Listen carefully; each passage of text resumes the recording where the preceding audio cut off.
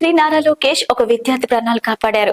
అరుదైన వ్యాధితో బాధపడుతున్న చిన్నారికి లోకేష్ ఆదేశాలతో ఇంజెక్షన్ విదేశాల నుంచి తెప్పించి అందించారు. అరుదైన స్పైనల్ మస్క్యులర్ అట్రోఫీ వ్యాధితో బాధపడుతున్న కర్నూలు చిన్నారి పునర్వికకు కావలసిన ఇంజెక్షన్ అందింది. పునర్విక ప్రాణం నిలబెట్టేందుకు కావలసిన 16 కోట్ల విలువైన ఇంజెక్షన్ను డాక్టర్లు చిన్నారికి ఇచ్చారు. చిన్నారి పునర్విక చికిత్సకు కావలసిన జోల్జెన్స్మా ఇంజెక్షన్ను ఏపీ మంత్రి నారా లోకేష్ విదేశాల నుంచి తెప్పించారు.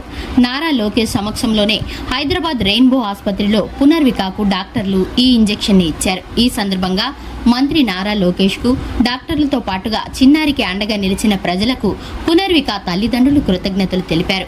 తెలుగు ప్రజలు చేసిన ప్రయత్నం ఫలించింది. కర్నూలు చిన్నారి పునర్విక మృత్యువును జయించింది. శనివారం ఉదయం హైదరాబాద్ లో ఉన్న రెయిన్బో ఆసుపత్రిలో మంత్రి నారా లోకేష్ సమక్షంలో రెయిన్బో ఆసుపత్రి డాక్టర్లు విదేశాల నుంచి తెప్పించిన 16 కోట్ల ఖరీదైన జోల్జెన్స్మా ఇంజెక్షన్ పునర్వికకు అందించారు. ఈ సందర్భంగా వైద్యులను వివరాలు అడిగి తెలుసుకున్నారు నారా లోకేష్. పునర్వికను ఎత్తుకొని లాలించారు. 100 ఏళ్లు చల్లగా ఉండు తల్లి అంటూ దీవించారు. తమ కుమార్తె ప్రాణాలను కాపాడిన నారా లోకేష్ కు తెలుగు ప్రజలకు పునర్విక తల్లిదండ్రులు కృతజ్ఞతతో ధన్యవాదాలు తెలియజేశారు.